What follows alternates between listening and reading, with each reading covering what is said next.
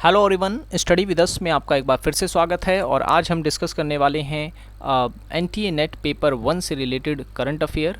और ये जो करंट अफेयर हैं ये इन्वायरमेंट से रिलेटेड हैं, ठीक है, यानी कि पीपल एंड इन्वायरमेंट जो कि आपका टॉपिक है सिलेबस में। तो क्योंकि पहले होता था कि जो क्वेश्चन पूछे जाते थे वो पॉल्यूशन से रिलेटेड, मतलब पुराने होते थे क्वेश्चन वो, लेकिन आजकल के एग्ज़ाम में जो है वो करंट से रिलेटेड जो क्वेश्चंस हैं वो ज़्यादा पूछे जाते हैं। तो इसी कारण मैंने आपको हायर एजुकेशन से रिलेटेड करंट अफेयर्स भी करवा दिए हैं। आपने वो वीडियोस नहीं देखी है तो आप देख सकते हैं, आपको मिल जाएगा लिंक डिस्क्रिप्शन में। तो अब जो हमारी कोशिश है वो ये है कि आप लोगों को करंट अफेयर करवाया जाए इन्वायरमेंट से रिलेटेड, ठीक है। और साथ ही साथ मैं बता दूं, इस वीडियो में मैंने प्रीवियस ईयर के क्वेश्चंस भी शामिल किए हैं जो कि काफ़ी इंपॉर्टेंट है आपके लिए। तो इस वीडियो को एंड तक देखें। वीडियो पसंद आए तो लाइक ज़रूर करें और चैनल को सब्सक्राइब नहीं किया तो ज़रूर कर लें, ताकि जब जब हम वीडियो डालें तब आपको जो जानकारी है वो मिलते रहे। तो चलिए शुरू करते हैं। आज का पहला क्वेश्चन ये है कि संयुक्त राष्ट्र में वर्ष 2010 में सहस्त्राब्दी विकास लक्ष्य पारित किए गए थे, ठीक है, ये गलत है। और विकास के लिए वैश्विक साझेदारी को विकसित करना सहस्त्राब्दी विकास लक्ष्यों में से एक है, ये ठीक है, ठीक है। विकास के लिए जो है वैश्विक साझेदारी को विकसित करने के लिए सहस्त्राब्दी विकास लक्ष्य में से एक लक्ष्य जो है शामिल है। तो हम कह सकते हैं कि हमारा जो आंसर होगा वो होगा ऑप्शन नंबर बी, ठीक है। केवल दूसरा सही होगा, पहला नहीं होगा। नेक्स्ट क्वेश्चन है, निम्नलिखित में से किस सम्मेलन या शिखर सम्मेलन को यहाँ पर आएगा धारणीय विकास, ठीक है, या संधारणीय, ठीक है, संधारणीय विकास संबंधी संयुक्त राष्ट्र सम्मेलन के नाम से भी जाना जाता है। तो ऐसा कौन सा सम्मेलन है जिसे इस नाम से जाना जाता है? पहली बात मैं आपको बता दूं, ये इस क्वेश्चन में आपको कई सारे क्वेश्चन मिल जाते हैं, आप देख सकते हैं। जैसे कि स्टॉकहोम सम्मेलन 1992 में हुआ था, ठीक है, ये डेट आपको याद रखनी है। रियो डी जनेरियो सम्मेलन जो है ये हुआ था 1992 में, ठीक है। कहाँ है रियो डी जनेरियो सम्मेलन? सम्मेलन कह रहा हूँ, रियो डी जनेरियो, तो ये है ब्राज़ील का एक शहर है रियो डी जनेरियो, ठीक है। तो यहाँ पर एक पर्यावरण से रिलेटेड जो है सम्मेलन किया गया था 1992 में। और याद रखें, अगर पूछता है आपसे कि पर्यावरण से संबंधित पहला सम्मेलन कौन सा था, तो 1992 का स्टॉकहोम सम्मेलन होगा आपका आंसर, ठीक है। लेकिन अगर पहला बड़ा सम्मेलन अगर पर्यावरण से संबंधित कोई था तो वो था रियो डी जनेरियो सम्मेलन, ठीक है। और जोहानिसबर्ग शिखर सम्मेलन 2002 में हुआ था। रियो +20 सम्मेलन 2012 में हुआ था, ठीक है। तो ये चार क्वेश्चंस आपके और तैयार हो जाते हैं, तो इसको भी आपको जो है याद रखने हैं। तो क्वेश्चन में एक बार फिर से पढ़ देता हूँ कि निम्नलिखित में से किस सम्मेलन या शिखर सम्मेलन को संधारणीय विकास संबंधी संयुक्त राष्ट्र सम्मेलन के नाम से जाना जाता है? तो इसका सही आंसर होगा ऑप्शन नंबर डी, रियो +20 सम्मेलन को, ठीक है। सन 2012 में ये सम्मेलन जो है किया गया था, ठीक है। नेक्स्ट क्वेश्चन है, सतही ओजोन की निर्मिति में निम्नलिखित में से कौन महत्वपूर्ण भूमिका निभाता है? तो इसका सही आंसर होगा ऑप्शन नंबर सी, यानी कि पहला, तीसरा और चौथा, यानी नाइट्रोजन के ऑक्साइड, सूर्य का प्रकाश और कार्बन मोनोऑक्साइड।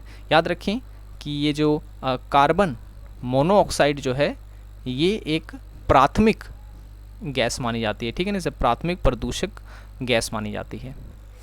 नेक्स्ट है, निम्नलिखित में से कौन भौगोलिक खतरों की श्रेणी में आता है? ठीक है, तो आपको बताना है भौगोलिक खतरा इनमें से कौन सा होता है। तो इसका सही आंसर है ऑप्शन नंबर बी, हिमधाव। ठीक है, हिमधाव जो है ये एक प्राकृतिक खतरा है। ठीक है, नेक्स्ट क्वेश्चन है, पिछले 5 वर्षों के दौरान भारत निम्नलिखित में से कौन से उष्णकटिबंधीय चक्रवात से प्रभावित हुआ है? ठीक है, अब ये 5 साल पहले का पूछ रहा है आपसे। ठीक है, हाल ही में मैं आपको जो है इन चक्रवात से रिलेटेड एक वीडियो बनाऊंगा जिसमें मैं जितने भी चक्रवात हैं इस साल के और पिछले साल के सारे कवर करवा दूंगा। ठीक है, तो ये 5 वर्ष के पूछ रहा है, तो आपका सही आंसर होगा option number C, Gaja, Hudhud और ओखी। इन्होंने जो है पिछले 5 वर्षों में भारत में काफ़ी हानि की थी। ठीक है, गाजा, हुदहुद और ओखी। नेक्स्ट है, निम्नलिखित विकल्पों में से संपोषणीय विकास लक्ष्यों के संबंध में कौन से प्राथमिकता क्षेत्र हैं।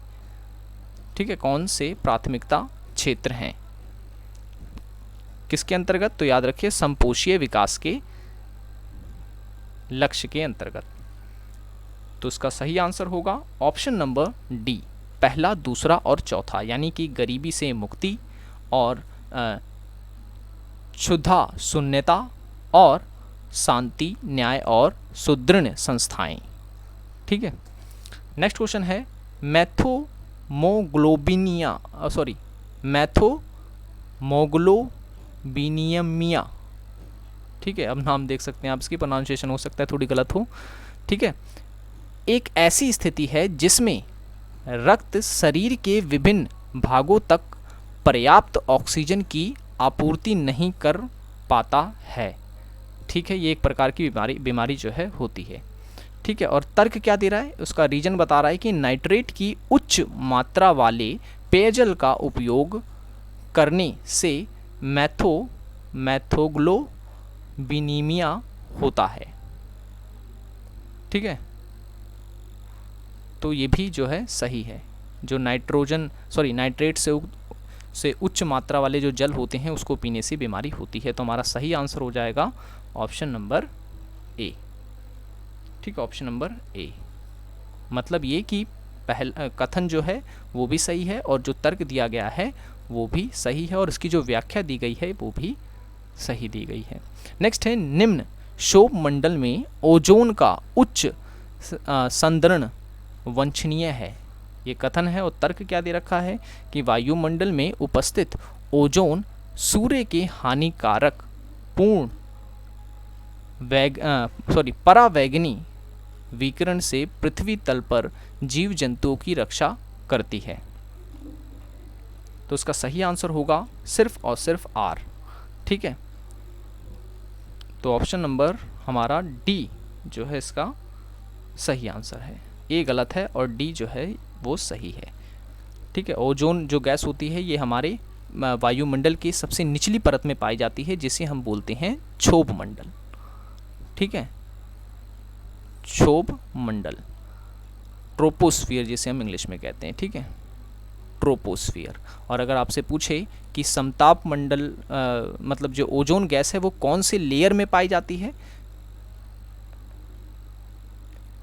ठीक है ना, एक चीज़ यहाँ पर ये क्षोभ मंडल तो हमारी ये वायुमंडल की सबसे निचली परत होती है और जो ओजोन गैस होती है जिसे हम O3 लिखते हैं ये पाई जाती है समताप मंडल में। ठीक है, समताप मंडल में जिसे हम इंग्लिश में कहते हैं स्ट्रेटोस्फियर। ठीक है, ये चीज़ भी आपको याद रखनी है। नेक्स्ट है, ओलिगोट्रॉफिक झीलों में शैवाल फुलिकाएँ होती हैं। कितने मतलब किस मात्रा में होती हैं यहाँ पे बता रखा है, तो इसका आंसर सही होगा ऑप्शन नंबर सी, बहुत कम मात्राओं में जो है पाई जाती हैं। नेक्स्ट है, निम्नलिखित में से किस प्रदूषक को भारत में वायु गुणवत्ता सूचकांक में शामिल किया गया है। ठीक है, पहले जो था इसे नहीं शामिल किया गया था लेकिन इसे हाल ही में शामिल किया गया है। तो इसका सही आंसर होगा option number C, sulphur dioxide. ठीक है, सल्फर डाइऑक्साइड जो भारत में एसिड रेन होती है, एसिड रेन जिसे हम हिंदी में कहते हैं अम्ल वर्षा, अम्ल वर्षा के लिए जो है ये गैस जिम्मेदार है। ठीक है, नेक्स्ट है, अंतर्राष्ट्रीय सौर संधि यानी इंटरनेशनल सोलर अलायंस की स्थापना, क्या आप मुझे कमेंट में बता सकते हैं कि इंटरनेशनल सोलर अलायंस का जो हेडक्वार्टर है वो कहाँ पर स्थित है। आपके लिए क्वेश्चन है। ठीक है, अंतर्राष्ट्रीय सौर संगठन का जो मुख्यालय है वो कहाँ पर स्थित है, आपको कमेंट में बताना है। देखते हैं कितने लोग इसका आंसर देते हैं। ठीक है, स्थापना हेतु संयुक्त रूप से किसने प्रयास किया था, तो इसका सही आंसर होगा ऑप्शन नंबर बी, फ्रांस और भारत ने। ठीक है, फ्रांस और भारत हमेशा से ही जो है सौर ऊर्जा के प्रति जो है अपनी जो रुचि है वो दिखाते रहे हैं। नेक्स्ट है, जलवायु परिवर्तन के संबंध में राष्ट्रीय कार्य योजना के अंतर्गत निम्नलिखित में से कौन से मिशन हैं। ठीक है, तो इसका सही आंसर होगा ऑप्शन नंबर डी, पहला और तीसरा। पहला और तीसरा, यानी पहले में हो गया हिमालय पारिस्थितिकीय तंत्र का संपोषण करना, और तीसरे में है जलवायु परिवर्तन हेतु रणनीतिक जानकारी।